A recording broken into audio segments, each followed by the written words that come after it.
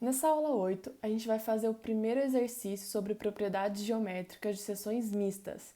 E nesse caso, vamos começar com uma viga de concreto armado, tá?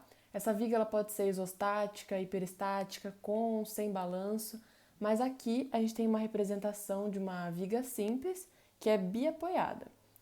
Então, o que eu vou apresentar aqui, ele vale tudo para o concreto armado, tá? Então, não vale para o concreto protendido. Se vocês não sabem a diferença entre os dois, vale a pena dar uma pesquisada, porque o concreto protendido ele tem um esforço de tração que é viabilizado por cabos de proteção. E por isso, para ter uma viga fissurada, é bem mais difícil do que numa viga de concreto armado, né? Então, vamos para o nosso exemplo. Nessa viga biapoiada aqui, a gente só tem momento fletor positivo. E como vocês já sabem, no fletor positivo, as tensões normais de tração ocorrem nas fibras inferiores, né? E as de compressão nas fibras superiores. Nesse caso aqui, embaixo, onde eu tenho o aço junto com o concreto, ocorre a tração. E em cima, onde tem só o concreto, ocorre a compressão, certo? Então, quando esse fletor positivo atua em qualquer seção de uma viga, as tensões de tração se concentram embaixo, até que se aconteça o quê? A formação de pequenas fissuras, que são esses risquinhos que eu coloquei aqui, tá? Então, essas são as fissuras. No desenho ele está um pouco exagerado, mas são muito finos e normais também, porque todas as vigas elas têm essas microfissuras com uma abertura muito pequena, de um jeito que não afete a sua durabilidade. Mas como que eu vou saber se essa abertura vai chegar ao ponto de prejudicar a estrutura ou não? Bom, tem uma norma específica para isso, que é a NBR 6118. Essa norma ela vai estabelecer os limites para a abertura dessas fissuras, para que não entre agentes agressivos que corroam a armadura que fica no seu interior. Então, no caso, essa armadura de aço, tá? Então, sabendo que essas fissuras existem, como que a viga vai se comportar conforme eu aumento a carga que atua sobre ela, né? Com carga zero, a seção ela é íntegra, ela está íntegra. Se eu for aumentando essa carga e mesmo assim ainda não fissurar, eu falo que a seção é plena, até começar a aparecer as primeiras fissuras e assim eu chamo de seção fissurada mesmo. Na norma, isso leva o nome de estágio. Então, tem o estágio número 1, o estágio 1 é o estágio não fissurado. E o estágio 2 é quando começam as fissuras. Então, eu tenho um comportamento inicial, íntegro, seção completa, e um outro que é uma seção fissurada. E aqui a gente vai ver essas duas hipóteses. Nessa figura, a gente tem uma estrutura de concreto e aço. Aqui em vermelho eu coloquei a carga que está atuando sobre essa estrutura. Aqui, então, as fissuras que ocorrem na parte de baixo, onde há atração na estrutura. E aqui uma visão da sua seção transversal, tá? Então, o que acontece? Do topo dessa seção até o centro das armaduras de aço, a gente tem o quê? 47 centímetros. E desse centro para baixo, a gente tem 3 centímetros. Esses 3 centímetros que a gente tem aqui são para garantir o cobrimento da armadura, que a norma também estabelece limites, então pode ser 3 centímetros ou mais, depende do ambiente que essa viga vai ser executada. Por exemplo, no ambiente rural tem uma baixa agressividade sobre a estrutura, então esse valor é menor. Já se eu colocar ela em ambientes mais agressivos, como por exemplo quando tem água do mar, gás carbônico das indústrias, dependendo do tipo de obra, esse valor pode ser maior, tá? Esse símbolo aqui, ó, que eu coloquei apontando para as duas armaduras de aço, esse símbolo significa diâmetro. Então, esse 2 significa que tem duas seções de aço, e aqui está dizendo que o diâmetro de cada uma delas é de 16 milímetros, ou também tem o valor em polegadas, tá? Aqui indicando o módulo de elasticidade do aço, que é 208 gigapascal, e o módulo de elasticidade do concreto, também que eu coloquei aqui, 17 gigapascal, tá? Essas aqui são as duas seções que a gente fez nessa viga. Então, tem a seção A' e a seção BB'. E qual que é a diferença entre elas? Veja que a primeira ela é uma seção plena, então entra todo o concreto e a armadura de aço. Já a seção BB', ela passa bem onde eu tenho a fissura, tá vendo? Ou seja, ela pega só uma parte do concreto, que é essa parte de cima, né, que está sujeita à compressão. Essa parte de cima ela vai do topo da viga até a linha neutra, que é o eixo ZG, e na parte inferior só fica a armadura segurando. Então, nessa parte de baixo da linha neutra, eu desconsidero o concreto lá na hora de fazer os cálculos. Essa área fissurada, com certeza, vai ter uma inércia menor, porque ela tem bem menos material do que na seção plena. Depois vocês vão ver isso melhor no exercício. Então, com essas duas seções, eu consigo calcular duas inércias e, consequentemente, duas rigidezes. E por que a gente tem que calcular tudo isso? Porque quando eu quero calcular a deformação ou deslocamento de vigas de concreto armado, essas duas propriedades de rigidez vão aparecer lá nas equações, certo? Então vamos começar analisando a seção A', tá? Que é a seção plena. Então, aqui, por ser uma seção plena, eu faço tudo aquilo que eu mostrei na aula 7 para vocês. Nesse caso, eu tenho dois materiais. E qual que é a primeira coisa que eu tenho que fazer? Eu tenho que achar a constante, né? Para poder majorar a minha estrutura como se fosse de um só material. Aqui, eu vou tornar a seção homogênea como se fosse tudo concreto. Então, no denominador, eu coloco EC, tá? Que é o módulo de elasticidade do concreto, e em cima o EA. Lá a gente viu que os valores do EA é 208 gigapascal e o EC 17 gigapascal. Fazendo essa conta, eu acho que a constante do aço ela é 12,23, beleza? Por que eu não calculei a constante para o concreto? Porque eu estou homogeneizando a seção como se fosse tudo concreto. Então, se eu fizer a constante dele, vai dar 1, vai dar EC sobre EC. Então, não precisa fazer, não vai fazer diferença no cálculo, tá? Depois de calcular a constante, a gente precisa saber aonde que o centro de gravidade da figura está localizado. E lembrem, para isso eu preciso escolher um eixo de referência. E por que aqui eu tenho duas distâncias, né? Sendo que eu poderia calcular só uma e depois tirar do total, que é 50, e aí eu achava outra. Gente, isso aqui serve como uma verificação. Então, se eu arbitrar dois eixos e calcular, por exemplo, o YG1 e o YG2, eu posso fazer a soma dos dois e essa soma tem que dar 50, que é o total. Então, essa aqui é uma condição necessária, mesmo que não seja suficiente para a gente ter certeza que o cálculo está certo. Como assim? Vamos supor que eu erre lá na hora de calcular a constante. Se isso acontecer e eu fizer os cálculos dos y e depois somar, vai dar 50 do mesmo jeito, porque ele está viciado a um erro inicial, né? Onde o n estava errado. E aí, nesse caso, os y também vão estar errados. Então, presta muita atenção nos cálculos anteriores para não colocar a informação errada. Aí sim eu posso confiar nessa verificação aqui, tá? Então, vamos lá. Para calcular o YG1, eu uso o teorema de Varignon, que foi mostrado lá na aula 7. O YG1 ele é calculado em função do eixo Z1 e o YG2 vai ser calculado com base no eixo Z2. Nesse cálculo e também no do IZG, a gente tem que lembrar de mais um detalhezinho, que quando eu calculo as parcelas que se referem ao concreto, eu vou desconsiderar os vazios da barra de aço. Por exemplo, aqui, eu tenho que colocar a área do concreto, e eu coloquei 15 vezes 50, que é a área desse retângulo todo. Então, quando eu falo que eu vou desconsiderar a área do aço, significa que eu não vou ter que fazer 15 vezes 50 menos a área dessas duas seções, certo? Porque essa área é muito pequena, então ela não é tão significativa matematicamente, o resultado vai ser praticamente igual. Então, eu posso desconsiderar numa boa, tá? Então, no YG1, a área do concreto vai ser calculada como 15 vezes 50. E agora vai ser vezes a distância do eixo baricentral dessa seção que eu estou analisando para o eixo de referência que eu adotei. Então, eu estou calculando o YG1, o eixo de referência é esse daqui. Como eu desconsiderei a seção do aço, o G da minha seção retangular vai estar bem no meio da altura. Então, eu coloco 25 aqui, beleza? Mas agora a parcela que se refere ao aço. Então, lembrem, já que eu estou transformando, homogeneizando a seção toda como concreto, sempre que aparecer a área do aço, eu tenho que multiplicar pela constante que eu achei aqui antes, tá bom? Então, vamos lá. Eu coloco, então, 12,23 vezes a área da seção de aço, que é πr ao quadrado, que vai ser π vezes 0,8 ao quadrado. Por que tem esse 2 aqui na frente? Porque eu tenho duas seções de aço, tá? Então, eu tenho que colocar o número 2 antes. E vocês devem estar com dúvida também nesse 0,8. Por que 0,8? Aqui, gente, eu dei o diâmetro das seções, tá?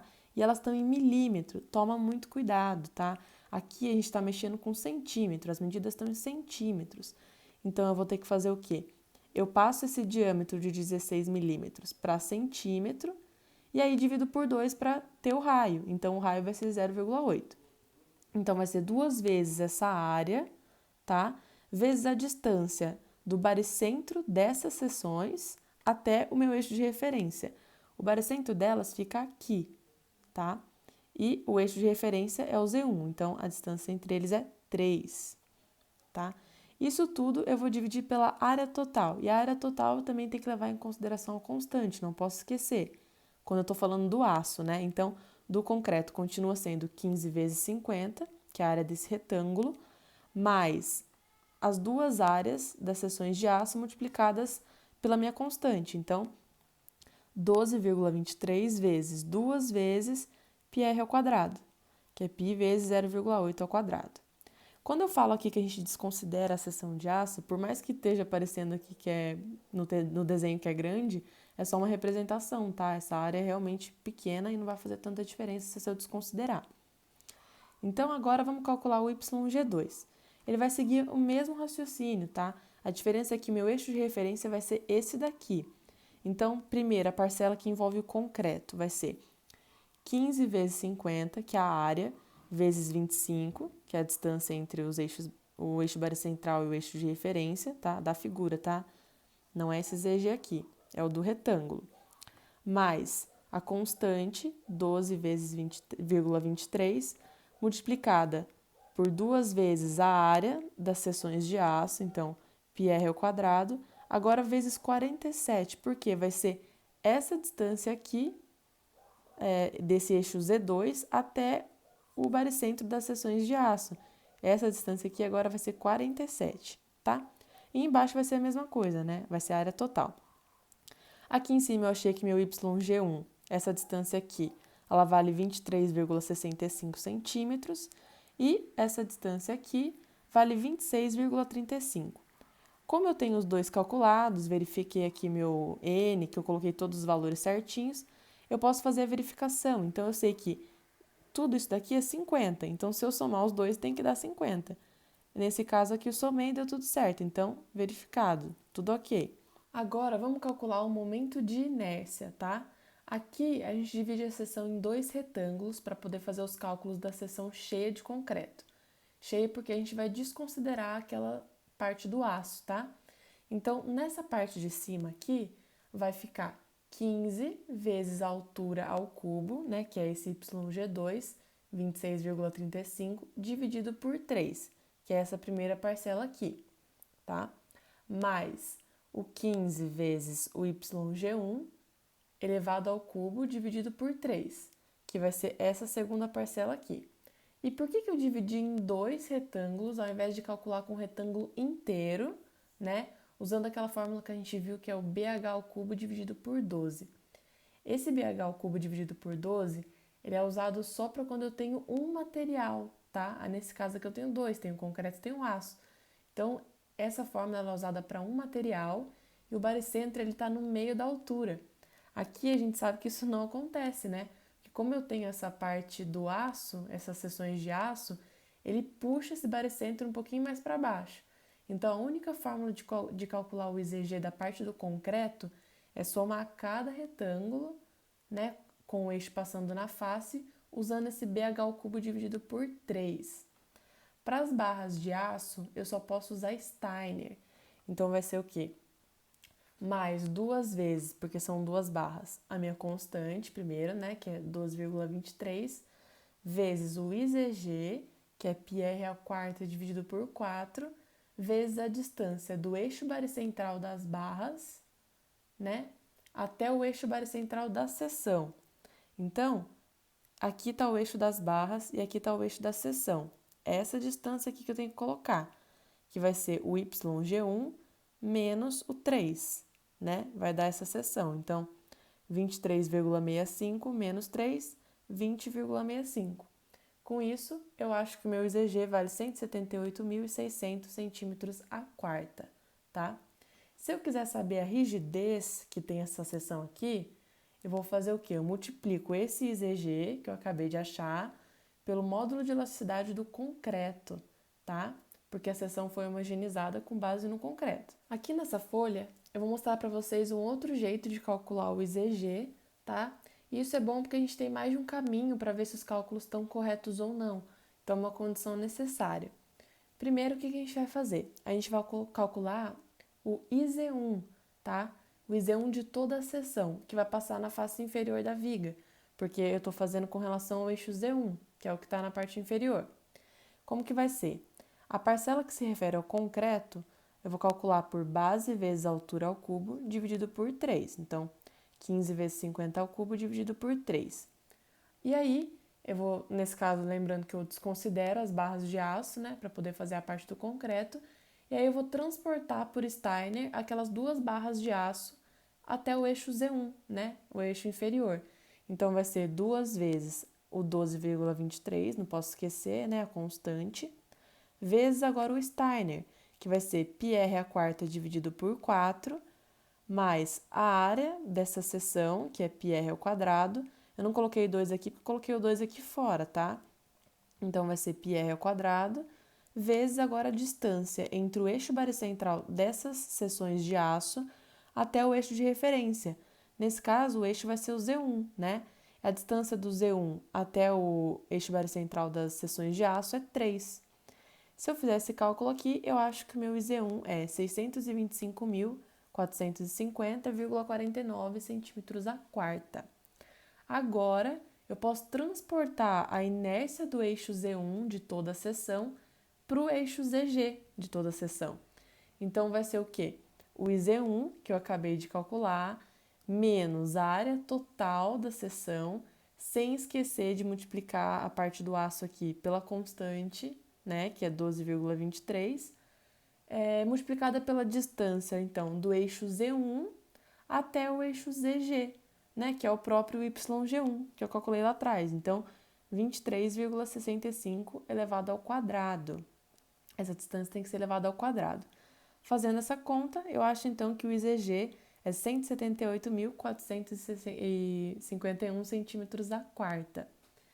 Então, gente, esses dois valores que eu achei, pelos dois jeitos, né, eles têm que ser bem parecidos, tá? Se eu calcular a diferença entre eles, vai dar mais ou menos 0,08%, que não é relevante. Essa diferença, ela acontece porque a inércia ela foi truncada em duas casas, né? Ela tem duas casas decimais. E, pela norma, se a gente for ver o coeficiente de segurança, no concreto ele é 1,4, ou seja, 40%, e o do aço é de 1,15, ou seja, 15%. Então, esse 0,08 não afeta em nada. Então, dá para considerar que esses dois valores são iguais. Agora, na segunda parte dessa aula, a gente vai analisar a seção bebelinha, que é a seção fissurada, né? E como eu disse antes, para essa seção a gente vai desprezar aquele concreto da parte inferior da linha neutra, onde vai ter a fissura. Nesse caso aqui da seção fissurada, a gente não pode aplicar aquela equação lá do teorema de Varignon. A gente precisa de outro recurso das propriedades geométricas que vale para qualquer seção. Então, pode ser uma seção fissurada ou não fissurada, que é a seguinte. Essa daqui, gente. Então, o que isso significa? Que o somatório do momento estático S, tá, com relação ao eixo ZG, ele é sempre igual a zero. Então, momento estático, vamos lembrar lá das primeiras aulas de conceitos que eu apresentei para vocês, que ela é uma área vezes uma distância até o eixo de referência.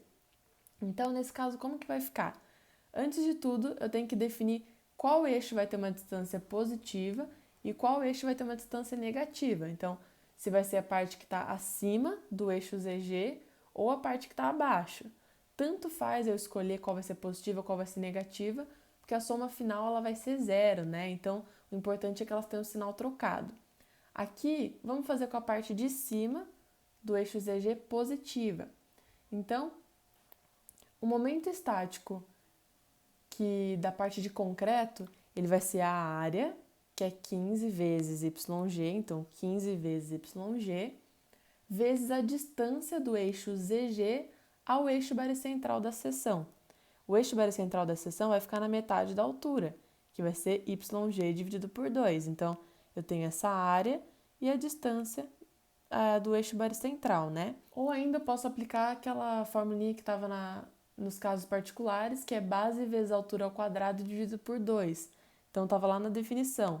A base eu sei que é 15, então coloco 15, vezes a altura ao quadrado, que é YG, ó, YG vezes YG, vai dar a altura ao quadrado, dividido por 2.